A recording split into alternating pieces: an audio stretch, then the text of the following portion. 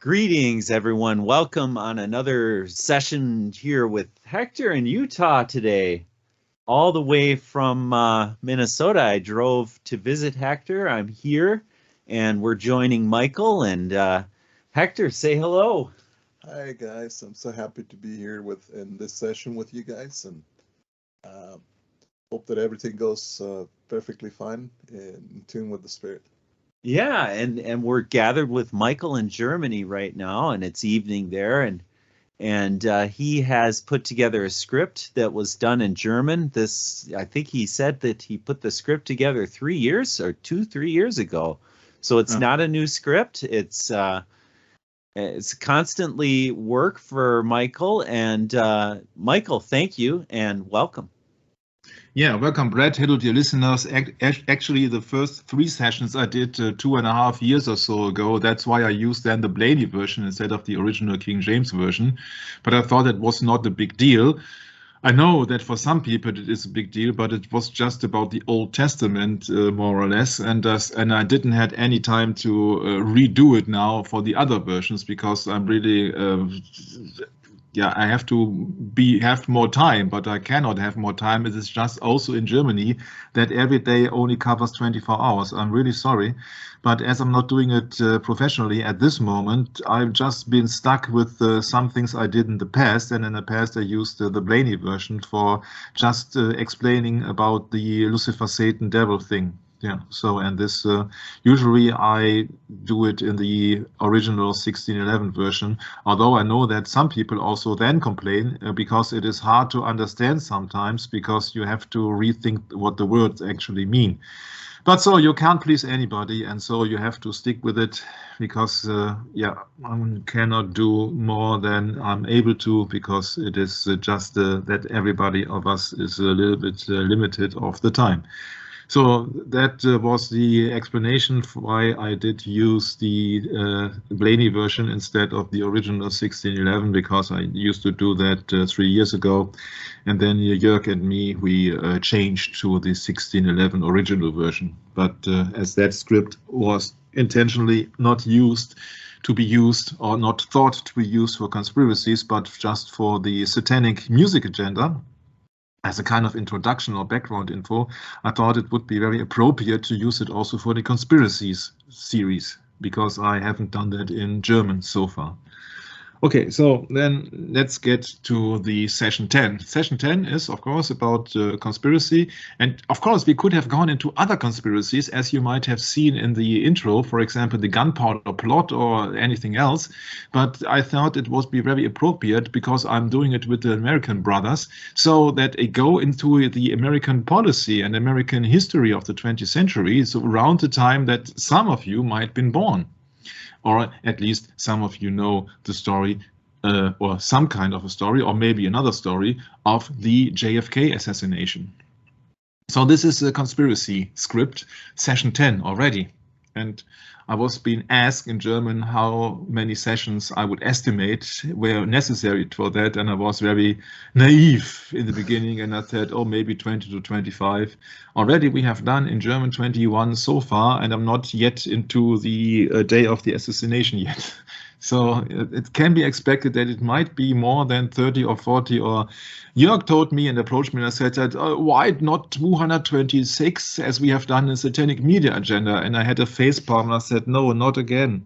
But yeah, we know, who knows what to come. I don't know. So this is the conspiracy script. Session 10 is all about one issue, which also has been covered in the intro section of that very series. It's about the JFK monolithic conspiracies. You see, this is an original speech JFK did in 1961, especially on the 27th of April in the Waldorf Astoria Hotel. And I think it would be very appropriate that either Hector, which I very much warmly welcome today.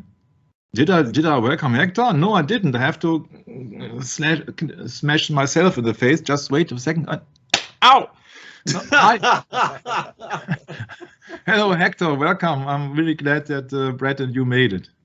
Yeah, thanks, Michael, for including me in this session. I'm so happy to be here with you guys, and I'm ready to hear it and learn and to put a 1 cent of of whatever I can offer to this. Yeah, so when you are on the microphone, Hector, why don't you read the original text or speech that JFK has got on the Monolithic Conspiracy? Okay, let's see. Is it too small, It's too Hector? small. It's too small. It's too small, Michael. Yeah, there you go. A little more, blow it up a little more. One bit? Yes, one. Okay, so how about this? Yeah, that's perfect. Okay.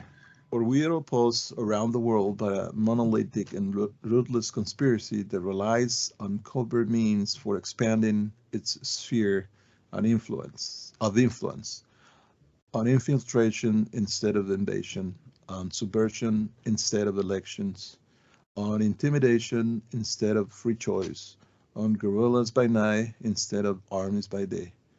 It is a system which has conscript vast human and material resources into the building of a highly efficient machine that combines military, diplomatic, intelligence, economic, scientific, and political operations. Yeah, this was the speech of 1961.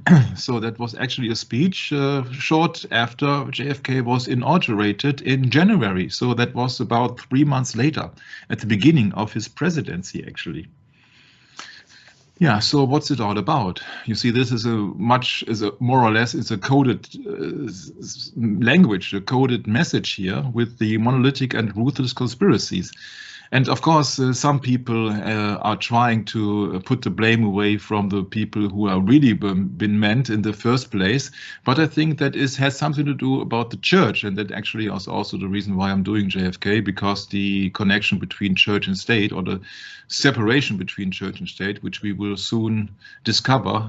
Soon means maybe in 5 sessions, I don't know. So this is the speech, and therefore JFK, as the 35th president of the United States of America, said officially that there is a conspiracy. And you know that many people nowadays are putting the finger on people who are doubting and wanting to have any explanations about government measurements and about government measures and their explanations. For example, also about the so-called assassination of the lone nut Lee Harvey Oswald, and he's speaking here of a conspiracy. So this is an official president, elected president of the United States, officially speaking about conspiracy. So don't give me the fact that there are no conspiracies. First of all, the Bible speaks of conspiracy. Second of all, as we have learned in the Society of Cincinnati and all the American foundation of your country, also speaks of confederacy and conspiracy. And now the 35th president speaks explicitly of a conspiracy.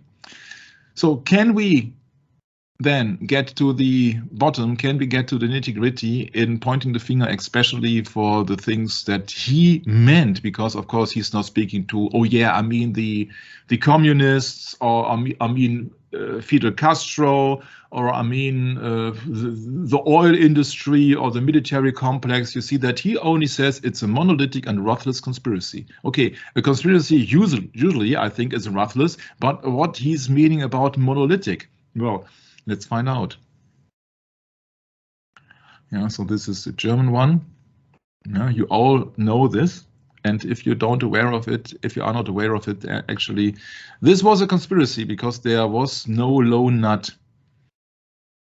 The only one who really was alone on that day was John F. Kennedy, because there was no one on his side. That's as so far as I did go into my investigation, I found out that he was surrounded by people who would like him not to be the president. Sure. I'll go ahead. The very word secrecy is repugnant in a free and open society. And we are as a people inherently and historically opposed to secret societies, to secret oaths, and to secret proceedings. We decided long ago that the dangers of excessive and unwarranted concealment of pertinent facts far outweigh the dangers which are cited to justify it. Even today, There is little value in imposing the threat of a closed society by imitating its arbitrary restrictions. Even today, there is little value in ensuring the survival of our nation if our traditions do not survive with it. There is a very grave danger that announced need for an increased security will be seized upon by those anxious to expand its meaning to the very limits of official censorship and concealment. That I do not intend to permit to the extent that it is in my control, and no official of my administration, whether his rank is high or low, civilian or military, should interpret my words here tonight as an excuse to censor the news, I believe it says. Yeah, there you go. Yeah, to stifle dissent, to cover up our mistakes, or to withhold from the press and the public the facts that they deserve to know. Yeah, so much so good, Brett. You see, that is the secrecy is a repugnant and a free and open society. But there are many secrets, and especially it's very interesting because there are many secret societies.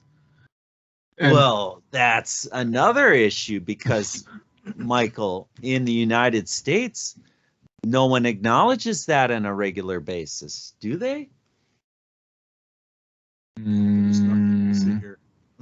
the United States? Go ahead. What, Hector? Yeah, there's this attitude, there's nothing to see here. Let's move along. Everything is hunky-dory. Everything is fine. Yep. Everything is perfect. Our government is perfect. Our people is perfect. If you do anything in secret, you have to hide anything. So you're not honest. Yeah. Therefore, correct. If you are part of a secret society, you're doing secret oaths and secret proceedings, then it is a threat for the people who actually have the right for the truth. Yeah, so that means that these people do not speak the truth. And who's the father of lies anyway? It's Satan. There we go. And I came to the fact also that if you go into the etymology of it, it's very interesting, because then if you type in secret, it means to hidden, to conceal, to private, to set apart, to separate from others. Mm-hmm. Yeah, that's right. Yeah, to keep secret. Mm-hmm. Secrecy, etc. And I don't know if it is in English, but in German, you have also another meaning for that. I will show you. In German, you write it with a K instead of a C. Yeah. So if you change from secret to secret, yeah, secret means yeah. Let's do it in Wikipedia. Yeah. Also secretion from secretio. You see that the root is the same. Secretio means yeah, to separate. Yeah. Means fluid things who are fulfilling a special function from certain cells. Mm-hmm. Yeah, well, then you go to the English language. It means secretion. It's a movement of material from one point to another, such as secreted chemical substance from a cell or gland. Mm-hmm. Interesting. Yeah. So you set something apart. So that's also a secretion. And in the secretion, of course, secret is the content of the word. So, and I don't know if you think of the same logical conclusion. No, you don't. No, of course, doesn't tell you. Because if you think of a big snake, which is a serpent actually, what's he spitting out? In German, it is a secret, or a secret, comes from secretion. I don't know if you can follow me in American English now. Yeah, we're following you. Yeah, no problem. Yeah, so no problem. Yeah, so you see that secretion here is a secreted chemical substance from a cell or gland. Venom. Mm-hmm. Hmm? Venom. So yes. Venom. Yes. And so this is what the snake actually does. Yeah, when she's spitting the poisonous doctrine, that's also a secretion. So that I think, and I have not done it 100% at the moment, I think that it's also been familiar or been related to secret. Yeah. And that's what actually is the biological separation of a fluid. And that would also be count for the serpent when he's spitting his venom. Yeah, it's a secretion then. What's he doing? Satan the serpent, or Satan and the serpent. So I have not prepared that, but every time I come across the secret and secret societies, I have to think about the serpent spitting his poisonous doctrine, and that's a secret secretion. Yeah, if you call it venom, okay, then maybe it's just venom. It's a word for the poisonous snakes. But once again, you see that it's a secretion, and it is highly familiar with the secret societies. So that's actually where the word comes from. Yeah, to distinguish, to set apart, to separate. So that everybody can think of it, can think on his own, and can combine the dots. But it would be very interesting to do an etymology research on secret, because I think that it's come from many similar things to separate. Yeah, to separate. It's a you see here, it's a hypothetical source of evidence for existence is provided by Greek krenine to separate, decide, judge. So who knows what actually really the background is? You cannot rely on that page alone, because of course there were secrets long before the 14th century.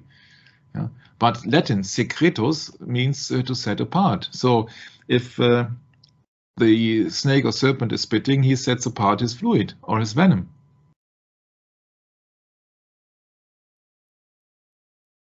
Yeah, that's my train of thought at the moment.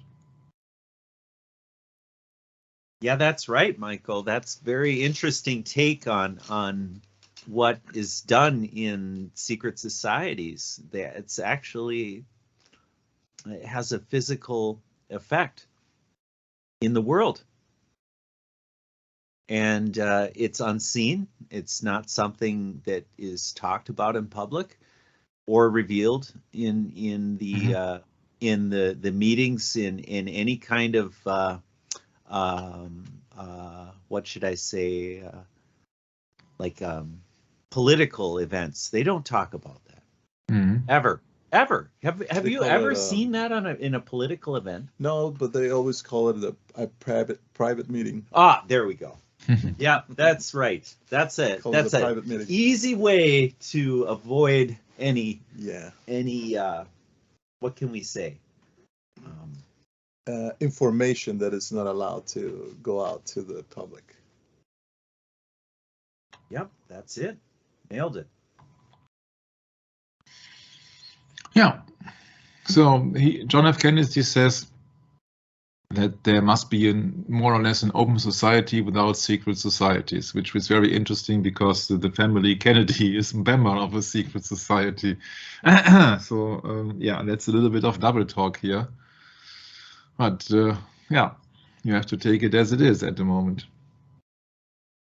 Yeah, the thing is with John F. Kennedy, you see that he's got high stakes, but at the same time he's just human. Yeah, so what you would like to demand, how the society would be working and would be run, is far away from actually the truth and what's been practiced out there. So we have, it's always the same that people are having secret agencies and secret agendas. I think that you know these these things, that this is the long speech. Yeah. For example, he says, if you are awaiting a finding of a clear and present danger, then I can only say that the danger has never been more clear and its presence has never been more imminent.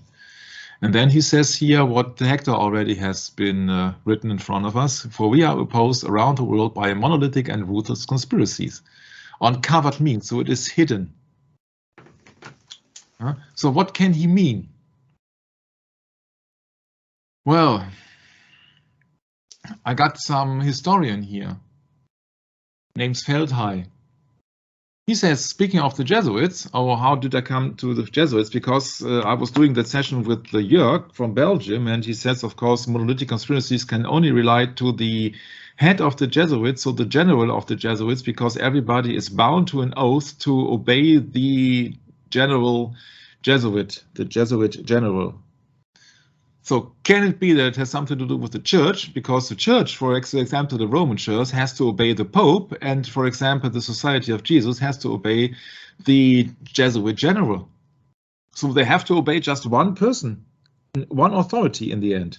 That's what it is been meant, monolithic. Monolithic means one, not stereo. Stereo, I got two speakers, but monolithic actually means one, to obey to one, or an order just only from one.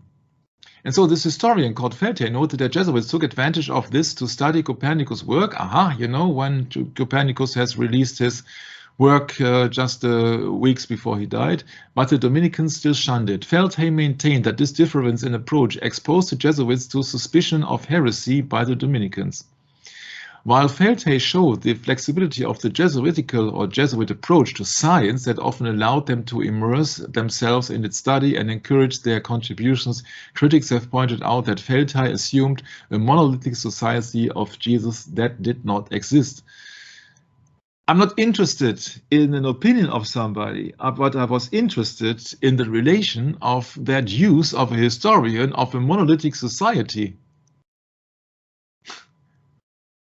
If you compare that to the speech with the monolithic and ruthless conspiracy of JFK, he mentioned monolithic, and now this historian mentioned monolithic society of Jesus, and he says no, that did not exist.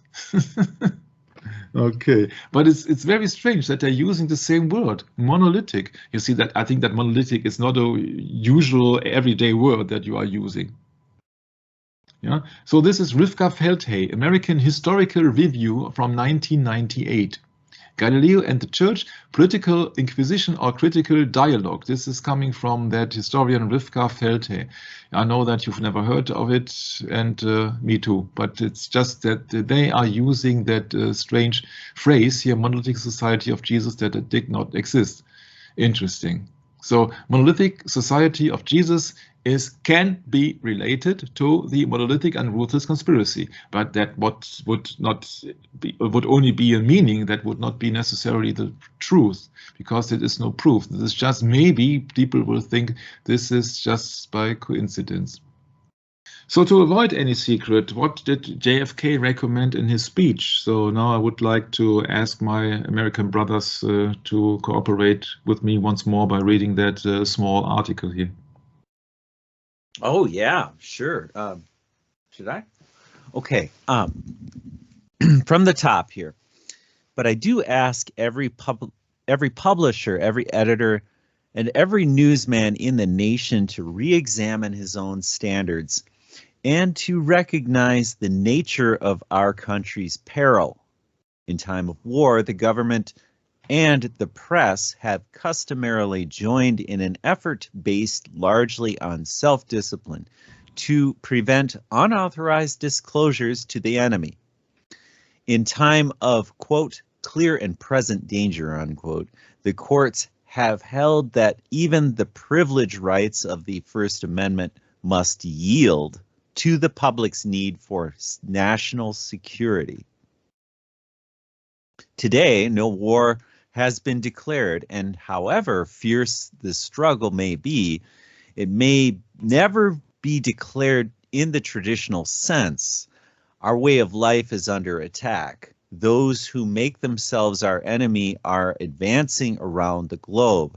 The survival of our friends is in danger, and yet no war has been declared. No borders have been crossed by marching troops. No missiles have been fired.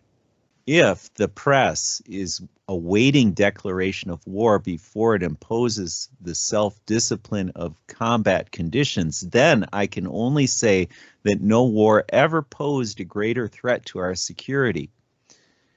If you are waiting, or if you are awaiting the finding or a finding of clear and present danger, then I can only say that the danger has never been more clear and its presence never been more imminent.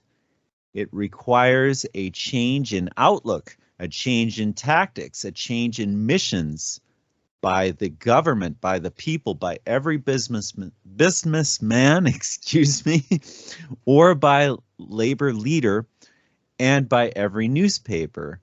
For we are opposed around the world by a monolithic and ruthless conspiracy that relies primarily on covert means for expanding its sphere of influence. And Michael, I see you have that word covert highlighted, because I've heard this speech many times, and I always think when he says that, he says covet, not covert.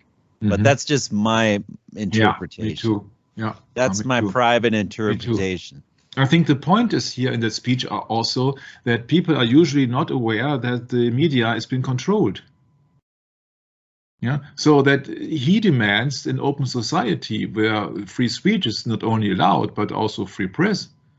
And that is not the situation at the moment, as it was not the situation in 1961. Because we know from John Swinton in the 19th century also that he mentioned the journalist as being intellectual prostitutes, that he would lose his job the next day when he would publish his real and honest meaning in the newspaper. So he's asking for an open society, he's asking for people to put out the truth so that the real government could exist, where people actually are being informed and not disinformed, because many informations have been left out on purpose, not by accident, but on purpose. And so that is the point that John F. Kennedy says, oh, no. We have to have honest politicians. You have to have the information. And but we are opposed around the world, not limited to the United States, but around the world by a monolithic and ruthless conspiracy. So who has the power to set up a conspiracy worldwide? So it cannot be one government.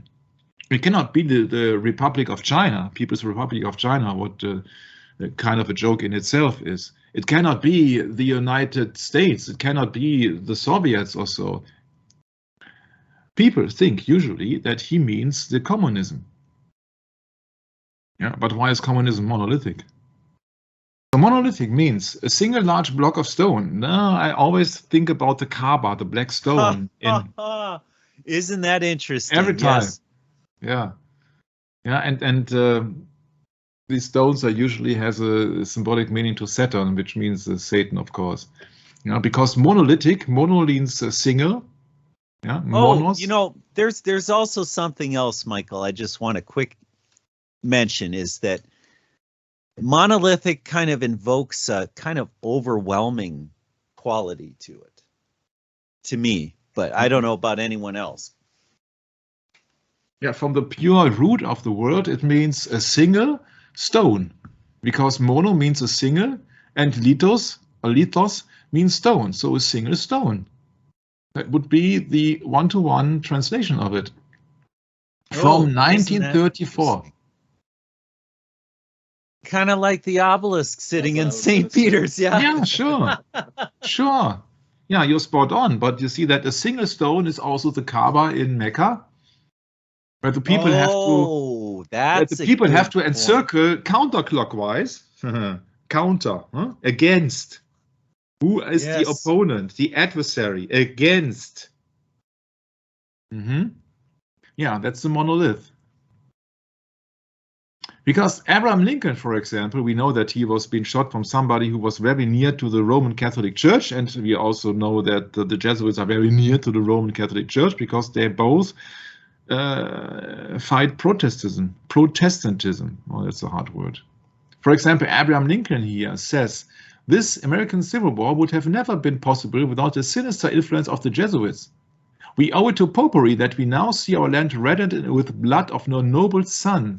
So that means that he only lived until 1865. Yeah, 1865, that's correct. He only lived until 1865, which means that it is about 100 years before JFK spoke about the monolithic conspiracy that Mr. Lincoln, who was also assassinated by a gunshot, for example, that he was speaking of the Jesuits.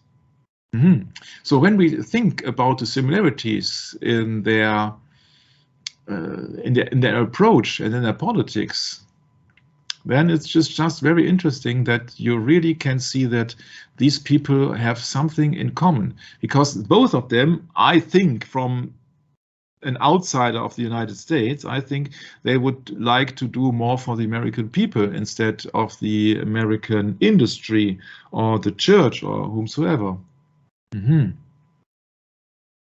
Yeah, so let's go on. This is a very famous book that everybody I come across this book and run across this title, I immediately have to think about Darry Everhart. It's of course Charles Chiniquy, whom, however he will be called, the conversion of a Roman Catholic priest called 50 years in the Church of Rome. Of course, this is a Catholic church, yeah, the Roman Catholic Church. So Church of Rome means the Roman Catholic Church. That's why Mary here is depicted, which is the Queen of Heaven, which actually is Semiramis, or name any other goddess who never existed. In the chapter 15 of that very book, the mother of harlots and abomination, referring to Revelation chapter 17, verse 5. He says, constrained by the voice of my conscience to reveal the impurities of the theology of the Church of Rome, I feel in doing so a sentiment of inexpressible shame. They are of such a loathsome nature that often they cannot be expressed in any living language. However great may have been the corruptions in the theologies and priests of paganism, there is nothing in their records which can be compared with the depravity of those of the Church of Rome. Before the day on which the theology of Rome was inspired by Satan, the world has certainly witnessed many dark deeds. So he's speaking of really about Satan. He's speaking about that the theology of Rome was inspired by Satan, or in another term, Antichrist, against Christ, because Satan means the adversary. So he's the opponent. He's the one who is against everything, or against good, or against creation. See, if it comes down that Satan has been mentioned as Apollyon, the destroyer, in Revelation 9:11, that's where 9:11 actually, in my humble opinion, is originated from, then it means that it is the opposition of the creation is destruction. So Apollyon, the destroyer, actually is Satan, because Satan is the adversary. So he has to play the role of the opponent. He has to be against everything that Jesus Christ created in the first place. And that's really interesting, because if you know that this book also contains and reveals who killed Mr. Abraham Lincoln, that he then fled to Rome and being there a bodyguard for a certain amount of years, so that we know that there is a background that the Roman Catholic Church was more or less behind the assassination of Abraham Lincoln. And that's what Abraham Lincoln talked about. He talked about not of the Roman Catholic Church, but of course the Jesuits were ordained, and the papal bull Regimini Militantis Ecclesiae in 1514 directly from the Pope of Rome. So they're absolutely loyal to the doctrine of Rome. And the doctrine of Rome means the Inquisition, means to get rid of everybody who is against the papacy. Every time I said against the papacy, it comes up into my mind that Martin Luther had a pamphlet called The Papacy, Institution of the Devil. Yeah, and so it was against the Roman papacy, Michael. Yes. Yeah. And right. That was so hard to find that work in when, you know, back when Jörg Lissman, actually, we were working on doing some photo work for. I can give the full story here. We were working on a book by Michael de Semlyen called All Roads Lead to Rome. And in that book, we were putting together all these photos, and I came across this Martin Luther little quote, and I sent it to Yerk, and he says, "Oh, if we can only find this book."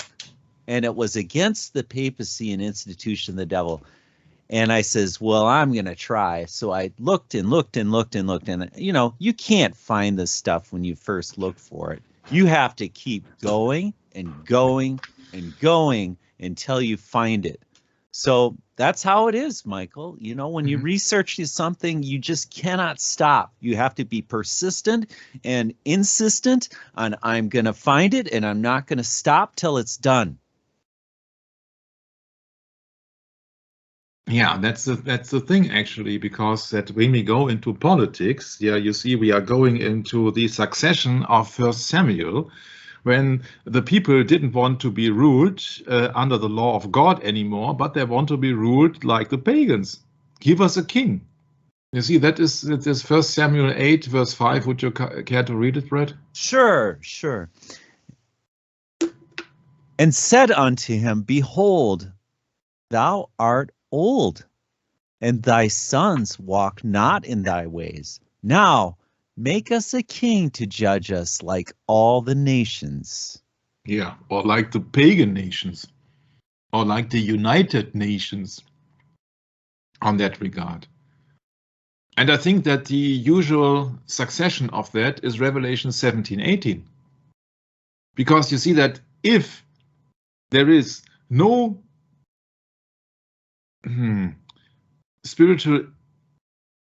there is no state of Israel, which would actually, how to explain it in American English? You see, the state of Israel now being founded in the late 1940s has nothing to do with the real Israel. And in 1 Samuel 8, people demanded to be ruled by a king, and not by the King of Kings, not by God himself. So therefore they wanted to be ruled like pagans. And I think that therefore the logical succession of 1 Samuel 8 is Revelation 17:18, because the kings of the earth are also dependent on the woman which thou sawest is that great city which reigneth above the kings of the earth. And what is JFK, or was JFK, or Abraham Lincoln, or what else, other than one of the kings of the earth as the president of the United States? Usually he's been seen, or every president has been seen, as the mightiest man on the earth. But he's just a king. He's not the emperor. He's just a king, because the Bible explicitly speaks about that the woman, speaking of a church, the church which thou sawest is the great city which reigneth over the kings of the earth. So the kings of the earth, they are dependent on the doctrine of a church. That's how I then would comprehend that quote of the Bible, the kings of the earth. Yeah, you see that 1 Samuel 8, Brett and Hector, people said, give us a king. And in Revelation 17:18, so close to the end, it's been said that the kings of the earth, so that these are, of course, the successors of the king that in 1 Samuel 8 were mentioned, they are not really kings. They are minor kings, but they are being ruled also under the yoke, the doctrine, or what else, or the laws of the woman of that great city. Because what kind of a king are you when there is somebody who is reigning over you? And that is for me, the absolute 100% fitting verse for the problem that JFK was facing. He thought of himself as being now the president of the United States, being the one who now setting the rules, but the Revelation 17 clearly speaks that all the kings of the earth are being ruled by the doctrine of the church, of that great city, when we know it is Mysteria Babylon the Great, and it's the Roman Catholic Church, the Roman Universal Church. That's my understanding. You see that you could close any discussion or conspiracy or what else when you know that, when you really understand that verse, Revelation 17. That there are no independent kings, that there are no independent kingdoms, that there are no independent rulers on this earth. Maybe may they be called a president, may they be called a governor, may they be called a chancellor, or what else. These are just minor kings, but they are all ruled through the doctrine of the church of that great city. And you know that in the last session we talked about the 1960 speech about religion from JFK when he was on his campaign to win the presidency in 1960.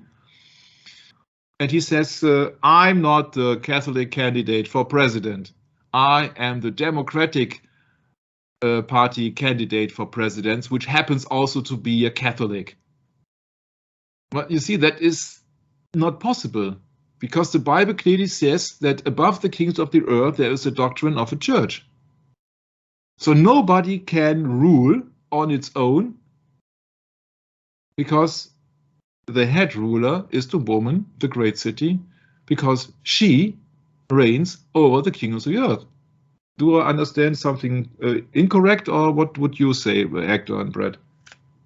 Yeah, Michael, you know, it's really interesting that you come across this point, because of I was doing some, you know, deep kind of thought about how about Israel in the scripture. And I started reading in the book of Isaiah, and I came across Isaiah chapter 45, and it's a very specific direction.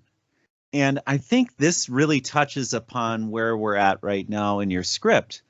And if we say Isaiah 45:15 through 20, if you wouldn't mind, Michael, I'll just read it quick. Just please hang on and I can show that. Beautiful.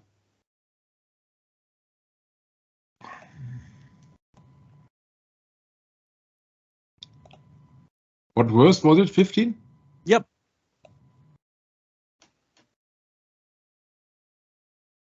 Now, I apologize to our listeners. I'm going to be reading from the Blaney version, even though Michael has the 1611 version up. I can switch that. No. Leave it, please, and just notify me if there are any mistakes I make, okay?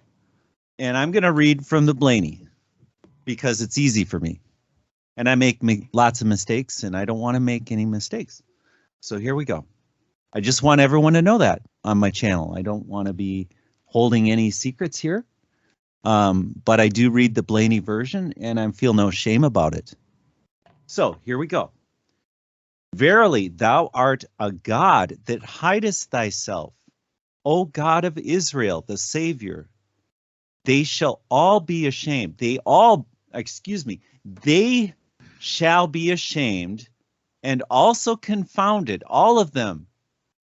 They shall go into confusion together. They shall go to confusion together that are makers of idols. But Israel shall be saved in the Lord with an everlasting salvation.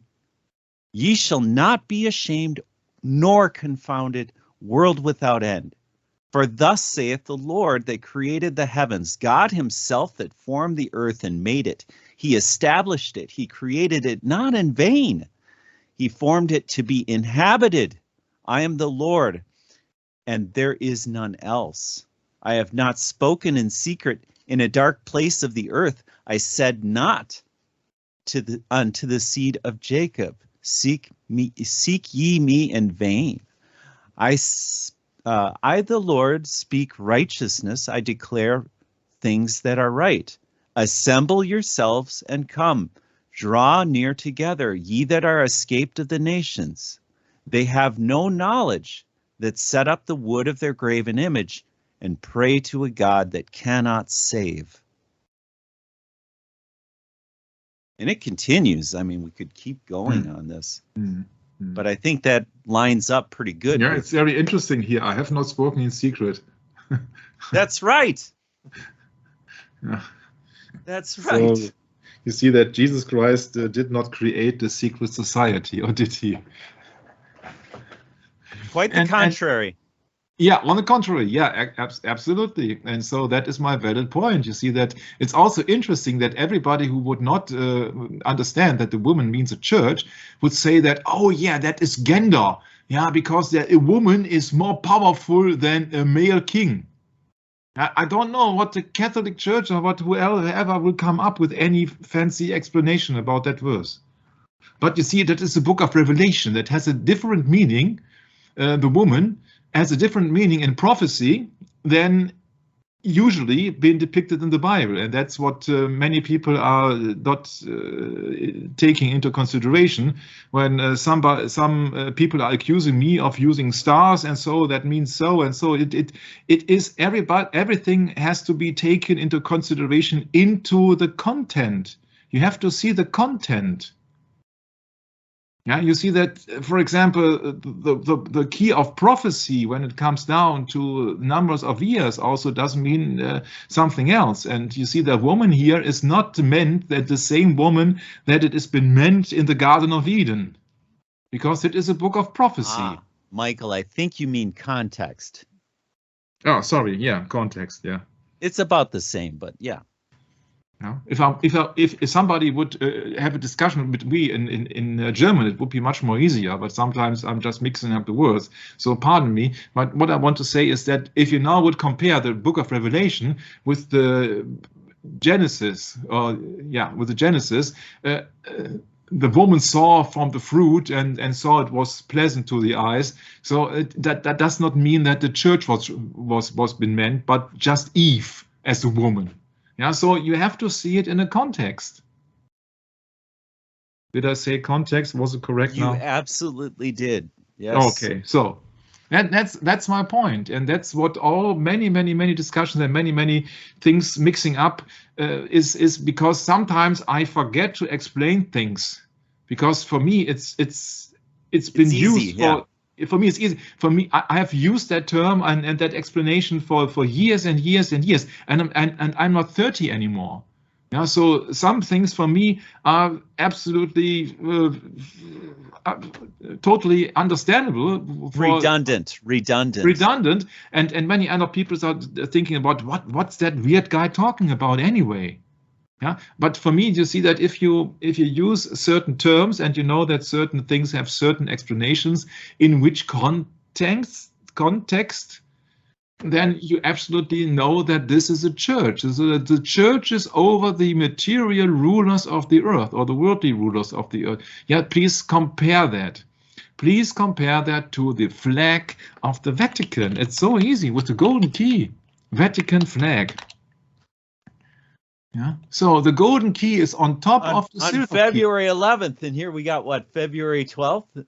February 11th, 1929, Benito Mussolini signed the Lateran Treaty, and that was basically when they created the flag. If maybe they had the flag before, I suppose they've had it for a long time. Yeah, but we know that silver stands for material things. You see that Jesus Christ was betrayed with 30 coins of silver. But that's the point is here that it's clearly that the golden key is on top of the silver key, and gold is the color which the priests are using for the mass. And so this is the most precious, on the old times, it was the most precious metal was gold. So the spiritual thing is on top of every material thing, and it's been bound to that. So if some worldly ruler, let's say JFK, says, no, I want to lose their ties.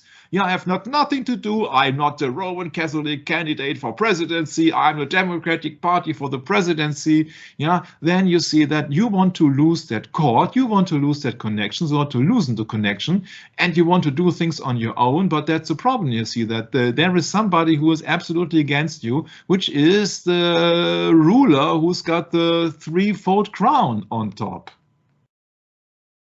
And that's so obvious when you look it upon the verse of the Revelation 17:18, and you know that this is a church, the spiritual things which are ruling all material things.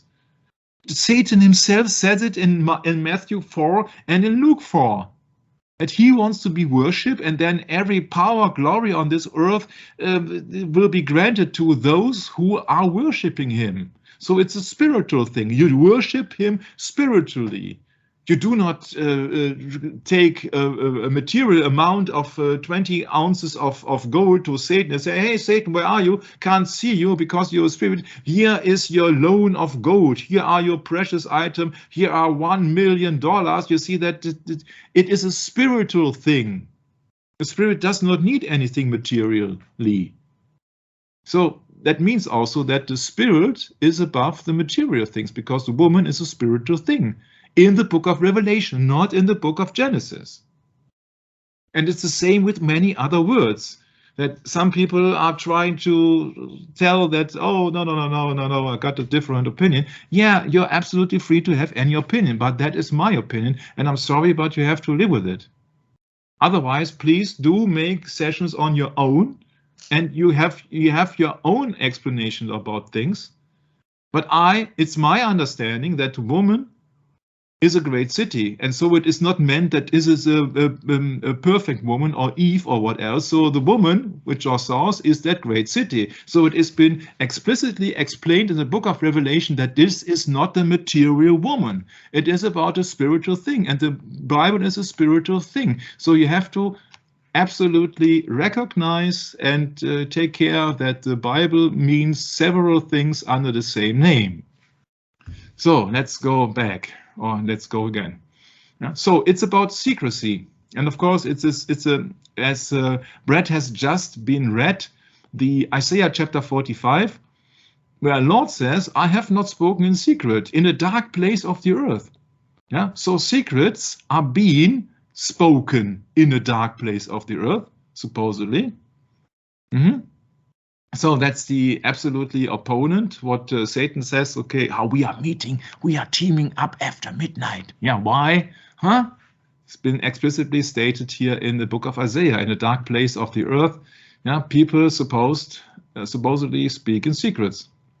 Yeah, but Jesus Christ, I cannot remember that Jesus Christ said, oh yeah, we are gathered together at 3 o'clock in the morning. Yeah, and then it goes on to say, I said not unto the seed of Jacob, seek ye me in vain.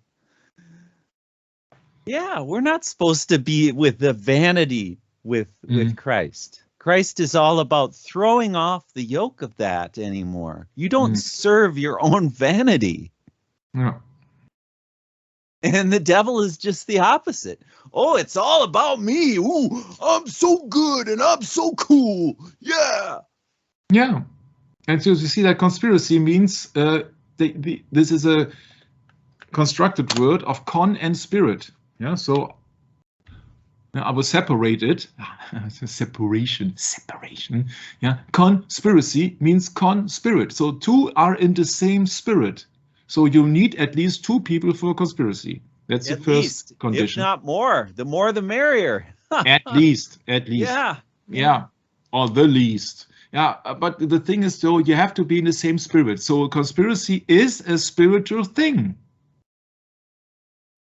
It is not that people are playing poker and says, oh yeah, $50, $100. It is a conspiracy, means two are in the same spirit. So once again, when Mr. Kennedy says about a monolithic conspiracy, he says that is a contradiction in itself, because for a conspiracy, you need at least two. But now it is monolithic. It is a single stone.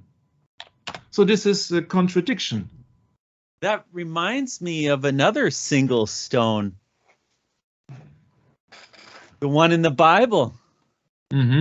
Yeah. It's the book of Daniel. The one which the builders rejected.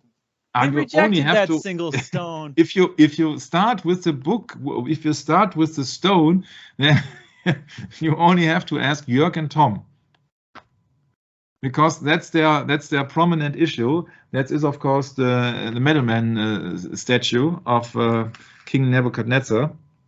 That Jesus Christ, the rock, will crush at the end of the days all the kingdoms of the world. Yeah, so that's actually the contradiction. How can Kennedy talk about a monolithic conspiracy?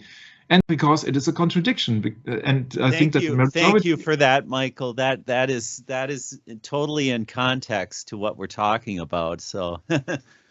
You know, every now and then a man needs to be corrected, because it says in Scripture, iron sharpens iron.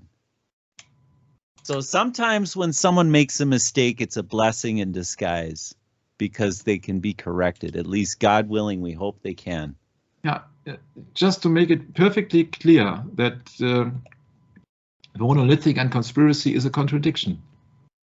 Yeah. On the one hand, you have just one, a single stone, mono, and then you have con. What's contrary is mono and con. So this is a contradiction here. Cannot take place. Yeah, you cannot have a conspiration by one. Haha, and that's the thing. Yeah, so this is a conspiration. So people have gathered together, at least two conspiration. Yeah, but this is a monolithic conspiracy. So that means, in our understanding, that all the people who are joining these conspiracies are gathered together under the rule of one.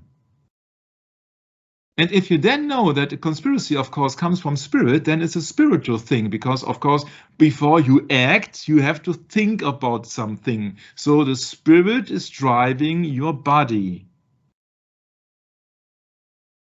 That means that there is a gathering of people in a conspiracy, but they are being controlled by one. Who could that be?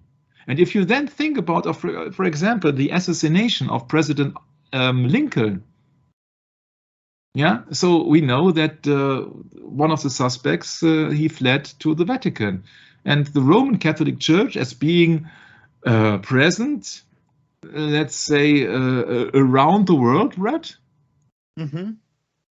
Yeah, is being ruled by one, because the Pope says he's the infallible. He's infallible when he's preaching, and he's the replacement of Christ.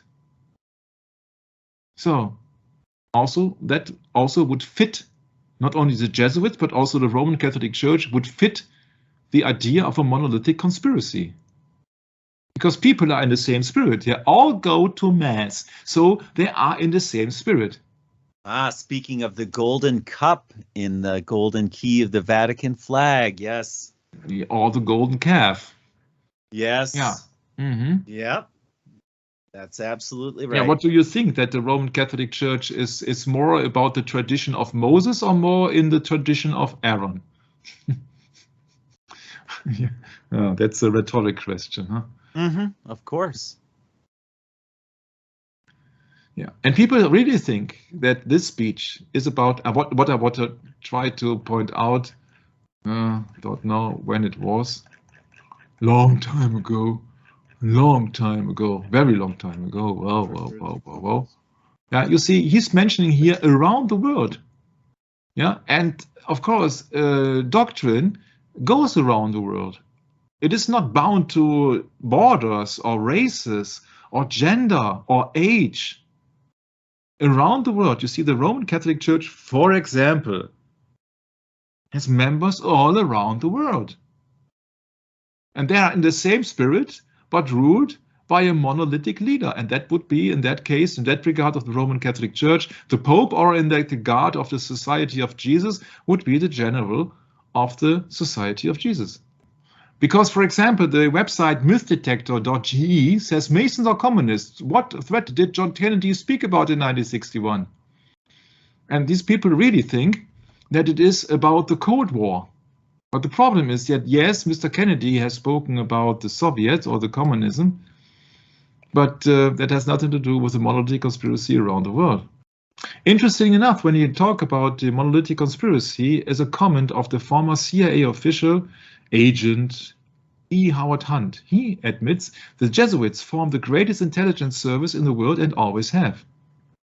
A former CIA officer, E. Howard Hunt, who is most famous for his role in the Watergate burglaries alongside Jesuit-educated devout Catholic G. Jordan Liddy, and his role on the ground in the 1954 coup d'etat in Guatemala, said in an interview in the documentary A Coup Made in America, which aired on Canadian television series Turning Point of History in 1998, speaking on his role on the coup d'etat in Guatemala in 1954, now widely publicized on the internet that, quote, "We had gotten the okay from Cardinal Spellman to go ahead with this.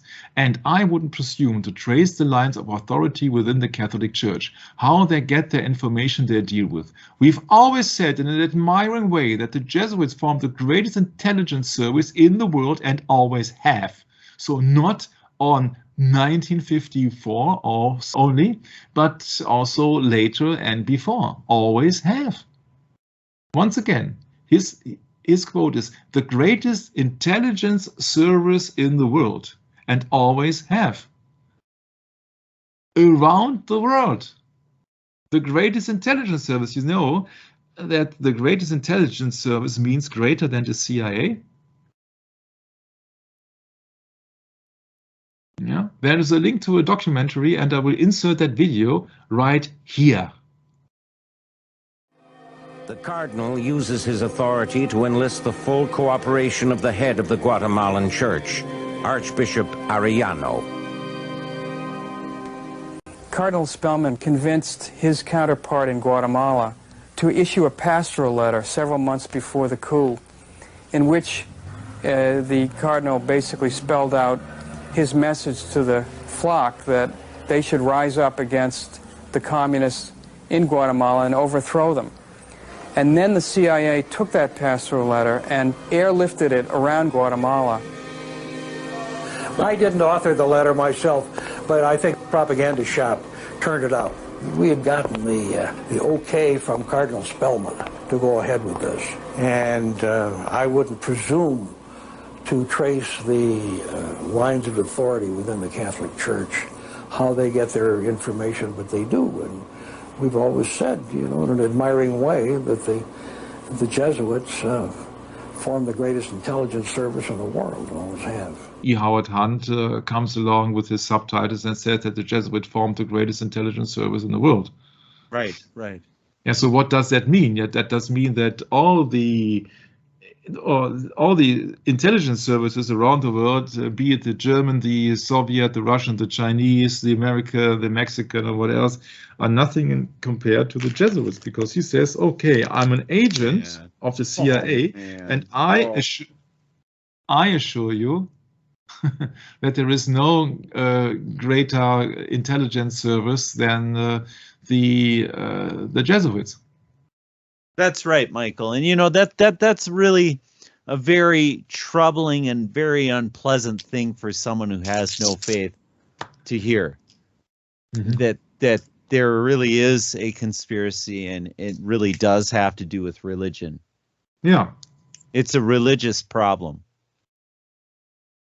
which there is no solution, by the way, not by man.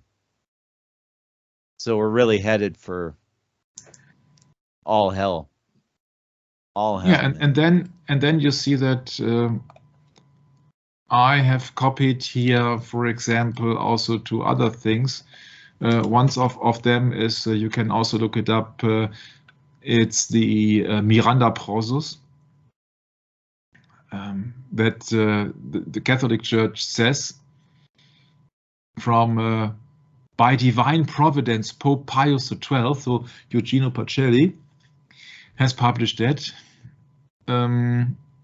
He says that there are very remarkable technical inventions which are the boast of men of our generation, and of course that these inventions have to use by the Roman Catholic Church to spread, of course, the church's interest, reasons for the church interest. And that is together with Miranda Prozos, together with the second letter of the Pope, of another Pope.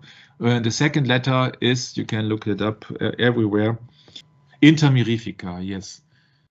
Oh, no, it's really a shame that I cannot share my screen anymore.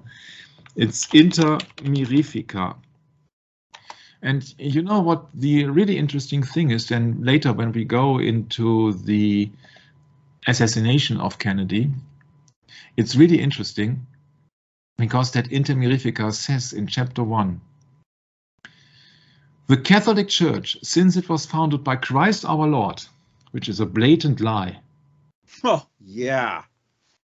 And you can look it up if you look to Vatican.va, or if you just type in on yourself your Inter Mirifica. You know, Michael, let's just pause there for a second, if you don't mind. Yeah. The Catholic Church. Now, in the Lutheran Church, they justify the Catholic Church with Martin Luther. Now, if that isn't Jesuitical, I don't know what is. Mm-hmm. So it's okay to be Catholic as far as the Lutheran Church of America is concerned, you know? I'm not talking about Martin Luther. I'm talking about the Lutheran Church of America. Big difference there. We're talking hundreds of years down the line of just subtle lies, subtle changes, subtle doctrinal changes in the church, in the body of, supposedly the body of Christ. Yeah, this is a big deal. This is not a small deal. They have misrepresented Christ, and they are going to pay an eternal price. This is not a small matter. And all of the people deceived by that.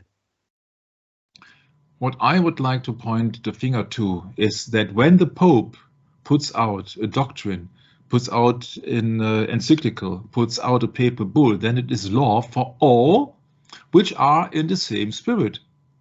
Yeah, for all the believers in the Roman Catholic Church, because the Pope is the head, undisputed and infallible since the First Vatican. What was it, 1870? Yes, First Vatican Council, correct. Yeah, yeah. Actually, so it was in the December 1869. Excuse me. Yeah, December. Yeah, technically. Okay, so, yeah, and now I will read to you the first prominent articles on the chapter 1 on the teaching of the Church from Inter Mirifica. The Catholic Church, since it was founded by Christ our Lord, also that's their explanation, to bear salvation to all men, and thus is obliged to preach the gospel, considered it's one of its duties to announce the good news of salvation also with the help of the media of social communication and to instruct men in their proper use. And now comes the big one. It is therefore an inherent right of the Church to have at its disposal and to employ any of these media insofar as they are necessary or useful for the instruction of Christians and all its efforts for the welfare of souls. To have at its disposal and to employ any of these media. That means the Church says they have the right to have not only all means necessary on the media for their disposal, but they own the media. John F. Kennedy was assassinated in Dallas on the 22nd of November 1963.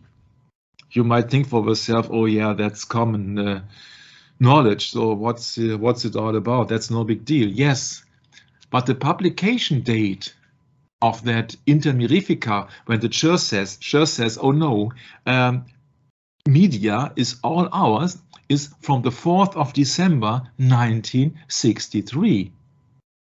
So it's 12 days after Kennedy was assassinated. But that is only the official publication date. That does not mean that that state of control, that state of approach was not only valid before. And that's why I came up with the idea, and this is my absolute conviction. I'm totally convinced that there is not one artifact, not one picture, not one video, not one newspaper article which is not manipulated when it comes down to the assassination of John F. Kennedy. It might sound a little bit far-fetched for some people, but when we know that John Swinton made this famous speech in 1883 or so, that journalists, so speaking of newspaper, because of course 1883 there was no radio, there was no smartphone, there was no television, there was no cinema. 1883 it was just newspapers. And he says, if I would tell the truth, I would lose my job instantly. We are only intellectual prostitutes. It was in 1818 somewhere. And so 80 years later, when Kennedy was assassinated, 12 days later, the Roman Catholic Church came up with Inter Mirifica, an inherent right of the Church to have at its disposal and to employ any of these media. Bam. So that is the next hint, but we have to really bear with that for any future thoughts of church, state, media, mass media manipulation.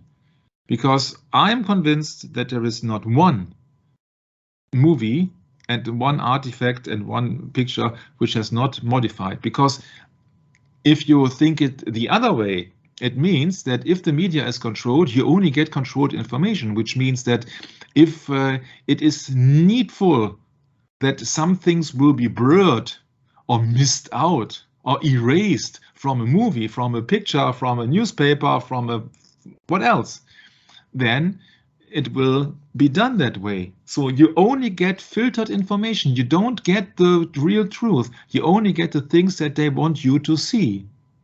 And that's the real problem with it.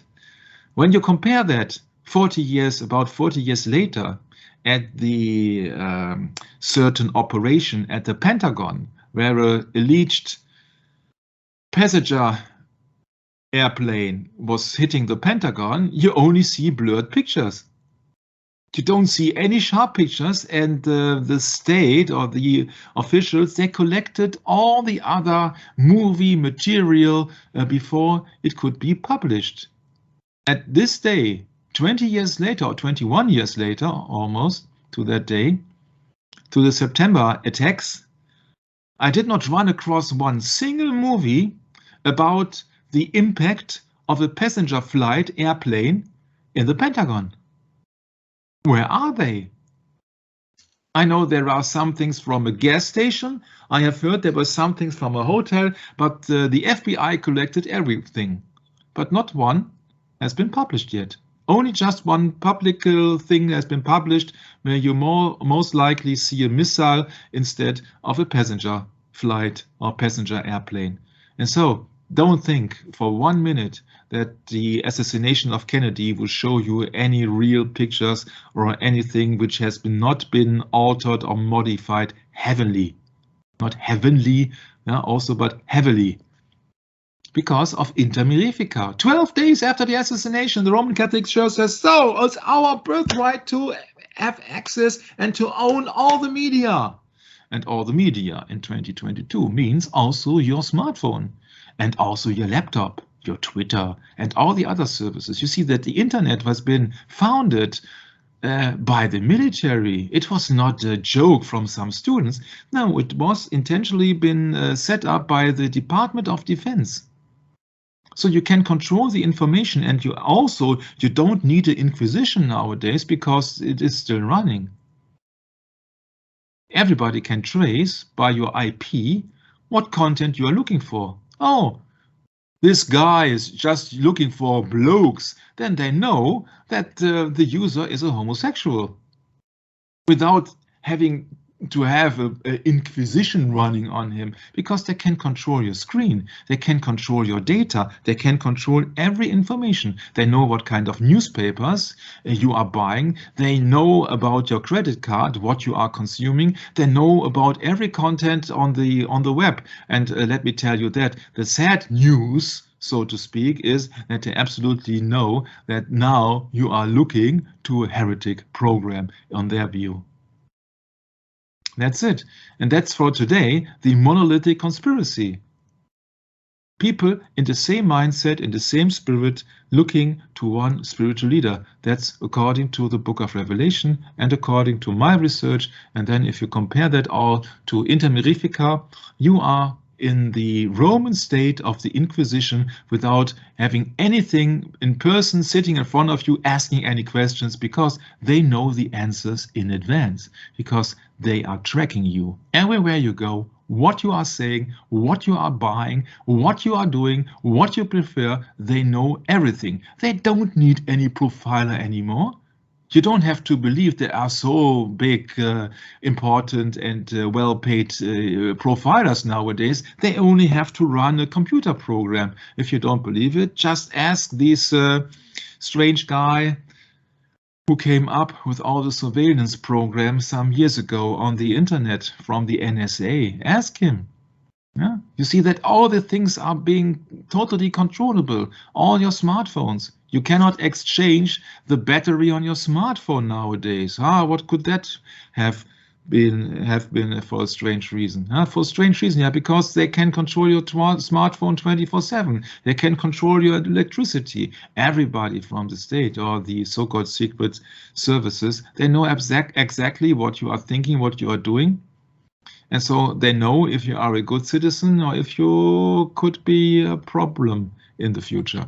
So maybe now you would like to switch to cat videos, because I think that's very appropriate for somebody who's then will very generous with the state and does not have any concerns about the current situation. So sometimes maybe the best therapy is to watch simple cat videos instead of our videos, because our videos are intended to gain some original thinking from your side, that you really see things from a different perspective. But of course, I have absolutely, I find it absolutely understandable from time to time. Even I am watching cat videos. So that's about the Monolithic Conspiracy, the speech of Mr. Kennedy, April 1961. And 2.5 years later, he was a victim of a conspiracy. And what kind of a conspiracy that was, we will find out in the later sessions. So thank you very much for your contribution. Thank you very much for your time. Handing it over to my beloved brother Brett until next time, and Maranatha. And I'm not handing it over to my beloved brother Brett, but I'm handing it over to my beloved brother Hector as well. Amazing. It's mind-blowing, all the stuff that we see today and all the stuff that it's been there. Some facts that have been there for me, but the way that you explain it, it just explains it so well. On the spiritual side and how the spiritual side always controls the physical part of this world. And it's true. It's monolithic, and it's even when the two words monolithic and conspiratorial, they're an oxymoron. I mean, one is a spiritual. The only way for this to work, one is a spiritual and the other is a physical, and that's when they can make it work together. It's well, the way I see it, it's just a mind-blowing experience today. Thanks, Michael, for the invitation, and thanks to Brett that is here in Utah, where we have this gigantic and monolithic building, which is called the NSA, where all the information that we research on the internet, it's recorded, and it's there's profiles probably from all the people here in the States, at least, or the world. So it's man. Today we're here in Utah. Can you imagine recording this? You know, it just is incredible, Hector, driving from Minnesota to Utah. And I happen to take the scenic route, you know, because I'm an outdoorsman. I don't consider myself to be politically involved in the least bit. Actually, I tell everyone out there on the street that I am a political atheist. Actually, I have no faith in politics. Politics cannot save a man. It only confines you into that little sector that you can easily manipulate and entice, and not only that, but actually control you. And you know, this scripture that we just read in Isaiah 45 speaks so clearly to the body of Christ. Escaped of the nations. This is the title of my new endeavor. I'm going to start a new channel and a new direction on Odyssey, Escape to the Nations, where we can speak openly and frankly on any topic, and we will have no restrictions from YouTube. None. But that's for a later date. But today we are with Michael in Germany on the Brett Norman YouTube channel. And look, it's not an easy road here. But to get back to my point, to drive from Minnesota to Utah, it is so, what's the word? It's such a, you know, you come from the flat plains all the way to the grand, just the magnificence of it. And visually, it just strikes you, you know. And I've always been struck by that. And ever since I was young, I always drive out west, and I really enjoy it. And I've forgotten for all these years, it's been since my 30s, my early 30s, that I drove out of the West and came back to live with my parents again. And, you know, I am so blessed to have that experience. Instead of, you know, burning the bridge with the family and, you know, I'll never talk to them again. I mean, you know, a man can have that kind of attitude really easily in this society. And I almost did. I almost had that unforgiving spirit where I just wanted to cut the family off and be done with it, because I was so upset with what happened. But, you know, this is how the hand of God works with us. You know, it takes time. And no, you really don't heal, but what you do is you come to a new understanding, and you understand that, yes, okay, I wasn't the man I once was. I did have some problems, and I have to sort them out, you know, and that's a process that takes time. It's called sobriety. And that was a major step. But anyway, to come from Minnesota all the way to Utah today, and to just see how decadent things have become, not only here, but back at home and around this nation called the United States of America, and the politics and the way they work together. And there's this synergy going on right now, and you can't talk about certain things on YouTube anymore. And, you know, we've done dozens and dozens of sessions with Daryl Eberhard, and what do you say to the man? I'm sorry, but the whole channel's going to get taken down by publishing those sessions. Michael, you and I both know it, and Daryl does too. But, you know, the people we're wounded. We all have different qualities, different ways that we've been deceived by different people in different situations. And no one's going to agree. We're all fighting against this thing, but we don't agree with each other. We all think, oh, no, it's got to be this way. So then that's what we should do. We should take it that direction. And I want to just really thank Michael for taking the time to break it down and to bring it back to the States for us here, because we're in a great need right now of information, and that information should be biblical information. It should be true to the word, to the letter, as it states in Scripture, but we've lost it. And we lost it a long time ago. So it makes it even tougher, because now it's a historical battle. It's a battle of what history is correct and what isn't correct. So yeah, you talk about a dogmatic view, and then you talk about an entirely different set of parameters, because of the wounds that have been inflicted on each and every one of us, dear brethren. So let's all bring it back to the Bible here, Revelation chapter 17, verse 2, with whom the kings of the earth have committed fornication, and the inhabitants of the earth have been made drunk with the wine of her fornication. Thank you, Michael. God bless, and Maranatha.